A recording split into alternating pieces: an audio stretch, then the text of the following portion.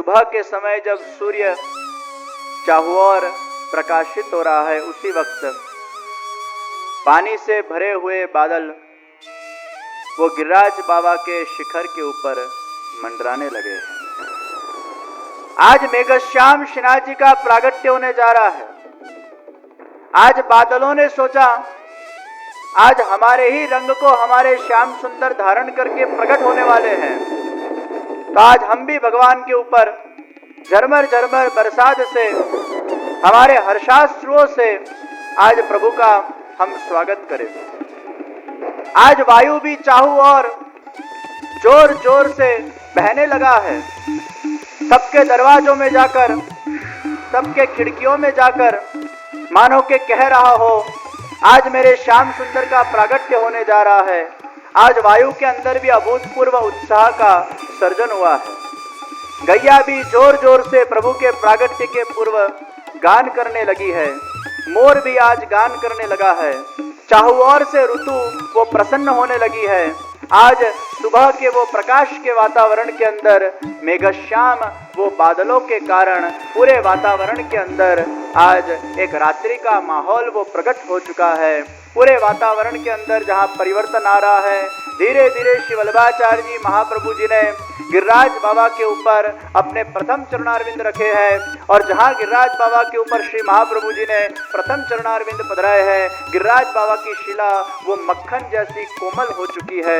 एक एक महाप्रभु जी के पदचिन्ह वो गिरिराज बाबा के ऊपर अंकित होते जा रहे हैं। धीरे धीरे श्री वल्लभाधीश महाप्रभु जी आगे बढ़ने लगे, आगे बढ़ने लगे। श्रीनाथ जी बाबा के मुखारविंद के दर्शन हुए।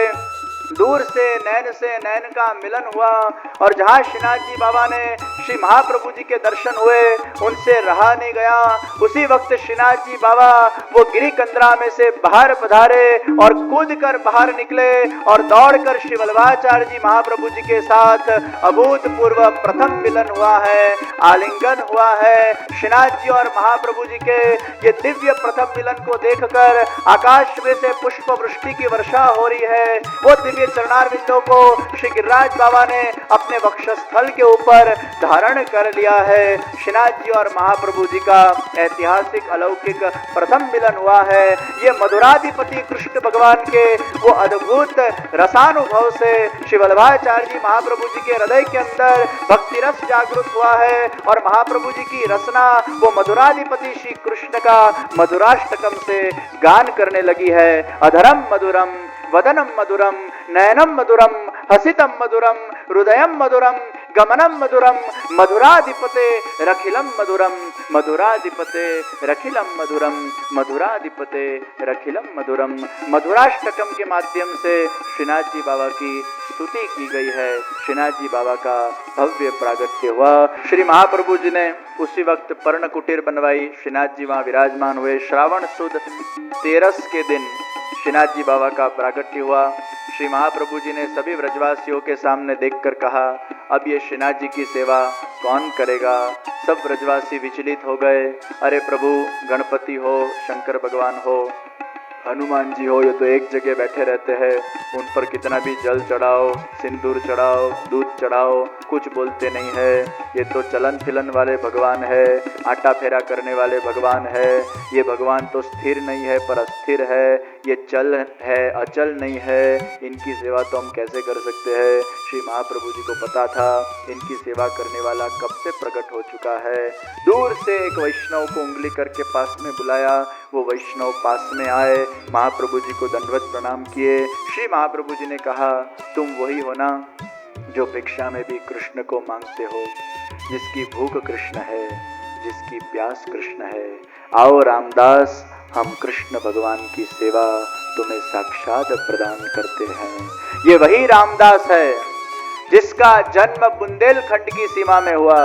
ये वही रामदास है जो सलाम न भरने की बात को न मानकर उसने कोड़े खाने पड़े थे। ये वही रामदास है जो भिक्षा के अंदर भी कृष्ण भगवान को मांगता है। और ये वही रामदास है जो 4 पैदान की भक्ति के अंदर पहले कसौटी को सहा, फिर सत्संग प्राप्त हुआ, अब गुरु की कृपा हुई, तब जाके साक्षात श्रीनाथ जी बाबा की भक्ति उसको प्राप्त हुई। ये वही रामदास है जो श्रीनाथ जी बाबा के सेवा का प्रथम अधिकारी बना। ये रामदास चौहान को भगवान श्रीनाथ जी प्राप्त हुए। बचपन से वो दैवी जीव था और लक्ष्य था भगवान को प्राप्त करना, जिद थी भगवान को पाने की, और गुरु की कृपा से वो रामदास चौहान को साक्षात गोविंद की प्राप्ति हो गई है। श्रीनाथ जी और महाप्रभु जी का अभूतपूर्व प्रथम मिलन हुआ है। आज के सत्र को यहीं समाप्त करें। कल हमारे सत्र में नंद महोत्सव होगा। कल आप सबको सफ़ेद पहनकर नहीं, हरा पहनकर नहीं, नीला पहनकर नहीं, लाल पहनकर नहीं, कल आपको केसरिया वस्त्र परिधान कर इस कथा मंडप में आना है। तो कल का आपका ड्रेस कोड वो केसरी वस्त्र है। केसरी वस्त्र को परिधान करके कल हम नंद महोत्सव के अंदर जुड़ेंगे। आज के कथा के सत्र को, वाक पुष्पों को श्रीनाथ जी बाबा के चरणारविंदों के अंदर मैं पधराकर मेरे वक्तव्य को विराम देता हूँ। के तत्वावधान में आयोजित श्रीनाथ चरितामृत कथा के अंदर उपस्थित आयोजन के मुख्य यजमान परिवार, सह सेवार्थी परिवार, सर्वसन्निष्ठ कार्यकर्तागण, आप सर्व बेंगलोर के एवं बारगांव से आए हुए सर्व भाविक उत्साही भगवद चरणानुरागी ऐसे सर्व वैष्णव जनों,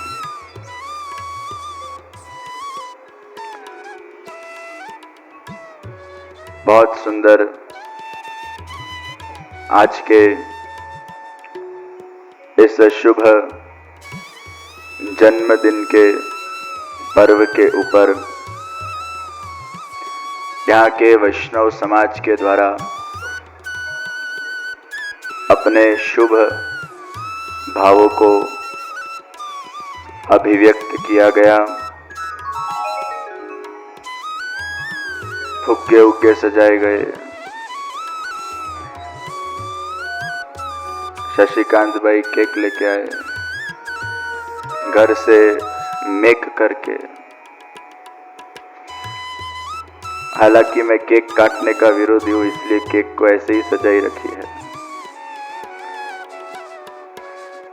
बहुत सुंदर इन्होंने कीर्तन गाए, जुग जुग राज करो। आप सबका तहे दिल हृदय से इस सुंदर अभिवादन के लिए मैं धन्यवाद प्रदान करता हूं।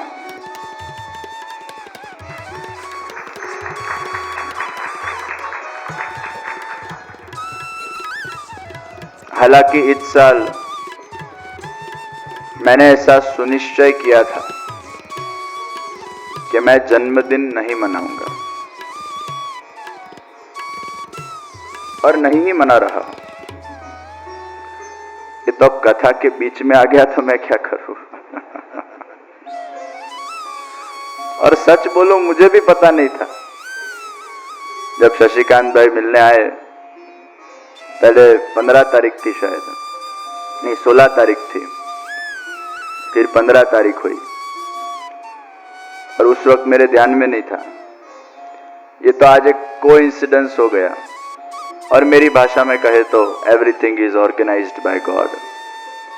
क्या आज नंद महोत्सव का प्रसंग और ये प्रसंग दोनों एक साथ आ गए।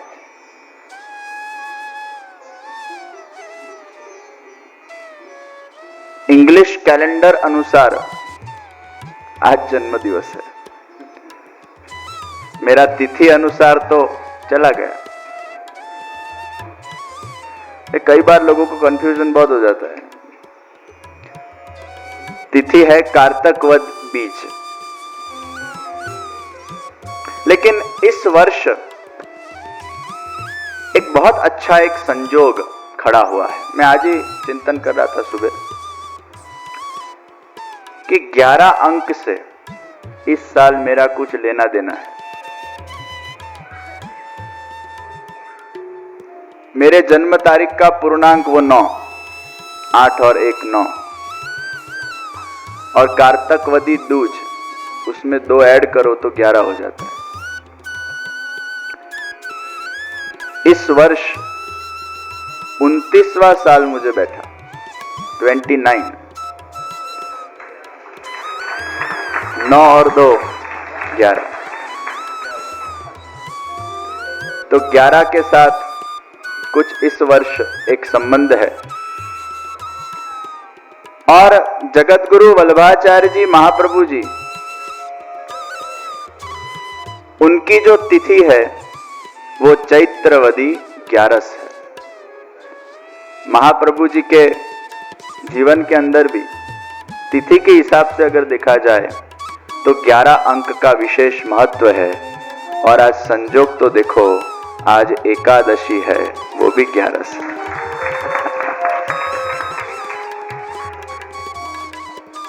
ग्यारह अंक हमारे सनातन धर्म शास्त्र में बहुत शुभ माना गया है, इसलिए 11 को भी हम बहुत शुभ मानते हैं। तो जोगानुजोग आज एकादशी का पवित्र दिन भी है, और ये पवित्र दिन आज हम नंद महोत्सव के वो दिव्य चरित्रों को श्रवण करने वाले हैं। प्रियजनों, वल्लभाधीश महाप्रभु जी के पवित्र कुल के अंदर जन्म मिलना वो एक बहुत सौभाग्य की बात होती है। भगवान श्री कृष्ण भगवान के अवतार श्री महाप्रभु जी, और उनके कुल में जब जन्म मिलता है तो कुछ न कुछ भगवद कार्य करवाने के लिए भगवान हमें भेजते हैं। भुवि भक्ति प्रचारैका कृते स्वान्वय कृत पिता। ये वल्लभ कुल के अंदर जो जन्म है, ये हमारे स्वयं के स्वार्थ के लिए नहीं है, हमारे खुद के मौज शौक के लिए नहीं है, हमारे खुद के लाभ के लिए नहीं है, लेकिन केवल मात्र हमारा जीवन वो समाज के लिए, वैष्णवों के लिए, राष्ट्र के लिए, विश्व के लिए, युवाओं के लिए समर्पण करने के लिए ये जन्म हमें प्राप्त हुआ है। और प्रत्येक वल्लभ वंशज को ये कतई भूलना नहीं चाहिए कि हम यहां क्यों आए हैं। प्रियजनों, वल्लभाचार्य जी महाप्रभु जी की गृहस्थ परंपरा है। महाप्रभु जी ने सन्यास को नहीं स्वीकारा था, हालांकि अंत समय में सन्यास स्वीकारा वो एक अलग बात थी, क्योंकि वल्लभाधीश महाप्रभु जी के संप्रदाय के अंतर्गत हमारे वहां इतने स्वयंभू ठाकुर जी विराजते हैं, और भगवान की जो हमारी वहां सेवा प्रणालिका थी, हवेली प्रकार जो था, वो इतना भव्य और दिव्य था कि उसमें फिर महाप्रभु जी को लगा कि यहां शिष्य परंपरा नहीं चलेगी, यहां वंश परंपरा को ही स्थापित करना पड़ेगा। और वो महाप्रभु जी के पवित्र होली जेनेटिक्स वो ये परंपरा के अंदर आए, वो ऊर्जा इस परंपरा के अंदर आई, वो खून इस परंपरा के अंदर आया। और गृहस्थाश्रम का भी जो हमारे वहां स्वीकार है, वो केवल मात्र भगवद सेवा के लिए, पुष्टि मार्ग के प्रचार के लिए, योग्य रूप से भगवान की सेवा प्रणालिका को आगे बढ़ाया जा सके, उस हेतु सर महाप्रभु जी ने गृहस्थाश्रम का स्वीकार किया है। जैसे पूर्व के अंदर भी ऋषि मुनि वो गृहस्थी थे, लेकिन उनका गृहस्थाश्रम एक सात्विक गृहस्थाश्रम था, केवल मात्र अपने निज स्वार्थ के लिए नहीं था, लेकिन वो गृहस्थाश्रम भी समाज के लिए समर्पित बना था। उसी भाव से महाप्रभु जी ने ये गृहस्थ परंपरा को स्वीकार किया।